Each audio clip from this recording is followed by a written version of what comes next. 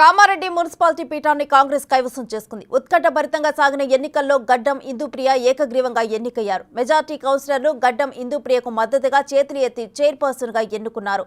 ఈ మేరకు Kamareddy RDO chairperson ఎన్నికను అధికారికంగా ప్రకటించారు. చైర్పర్సన్ ఎన్నికకు సంబంధించిన మరింత సమాచారం మా ప్రతినిధి రాజేష్ అందిస్తారు. జిల్లాలో మున్సిపల్ చైర్మన్ ఎన్నుకున్నారు. గడ్డం ఇందుప్రియని ప్రస్తుతం ఎన్నుకోవడం జరిగింది. చాలామంది కూడా ఉత్కంఠభరితంగా నెలకొన్న ఈ పరిస్థితుల్లో మిమ్మల్ని ఎన్నుకున్నారు. గతంలో బీఆర్ఎస్ పార్టీకి సంబంధించిన చాలా వరకు అవినీతి జరిగారు. అవినీతి ఎట్లా చూస్తారు? మీరు చైర్మన్ ఎన్నికని ఎట్లా చూస్తారు?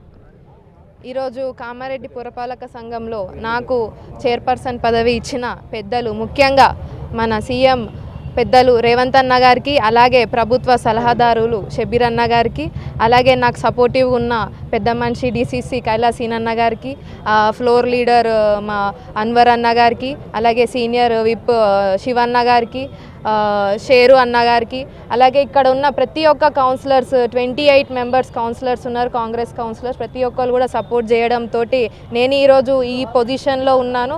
మరి వీళ్ళందరికీ కూడా ప్రత్యేక ధన్యవాదాలు తెలియజేస్తున్నాను.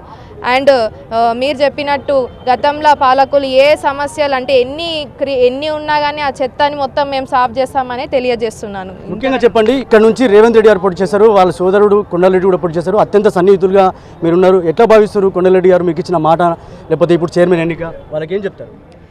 కొండలరెడ్డి అన్న గారికి కూడా ప్రత్యేక ధన్యవాదాలు తెలియజేస్తున్నాను.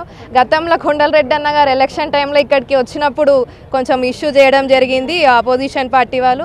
నేను మనసులో అనుకున్నాను, అన్నని ఇక్కడ కాదు ఇప్పుడు లోపలికి కూడా తీసుకొచ్చి చైర్లో కూర్చోబెట్టి మరి అన్నకి నేను నిజంగా కూడా ప్రత్యేక ధన్యవాదాలు తెలియజేస్తున్నాను. ఎందుకంటే ఎలక్షన్ టైంలో కూడా ప్రతి ఒక్క ఇంటింటికి గడపకి తిరిగి మరి వాళ్ళ బ్రదర్ రేవంత్ అన్న గారి కోసం ఎంతో కృషి చేశారు. మేము అందరం కూడా కల్లారా చూసాము.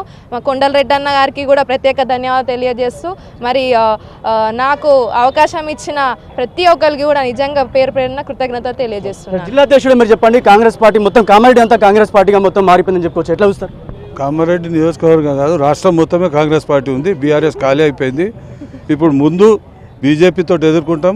రేవంత్ అన్న నాయకత్వంలో, షబీర్ అలీ గారి నాయకత్వంలో కామారెడ్డి మున్సిపాలిటీలో అభివృద్ధి బాటలు నడిపిస్తాం.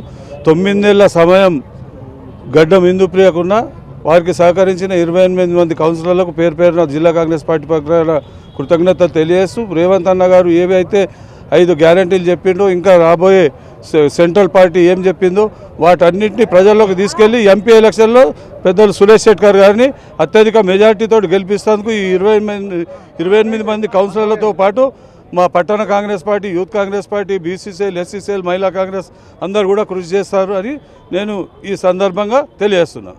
ఇది మొత్తంగా కామారెడ్డి జిల్లాకు సంబంధించి మొత్తం కాంగ్రెస్ పార్టీ కైవసం చేసుకుంది. కాంగ్రెస్ పార్టీ మొత్తం కామారెడ్డి జిల్లా అంతా కూడా రాష్ట్ర వ్యాప్తంగా కూడా కాంగ్రెస్ పార్టీ, బీఆర్ఎస్ మొత్తం ఖాళీ అవుతుంది. కాంగ్రెస్ పార్టీలో పెద్ద ఎత్తున చేరుతున్నారు. ఇప్పుడు మున్సిపల్ చైర్మనే కాదు, వచ్చే ఎన్నికల్లో ఎంపీ ఎలక్షన్లో కూడా ఎంపీ స్థానాలన్నీ కూడా గెలుచుకుంటామని ధీమా వ్యక్తం చేస్తున్నారు. కెమెరా పర్సన్ సందీప్తో రాజేష్, బిగ్ టీవీ, కామారెడ్డి నుంచి.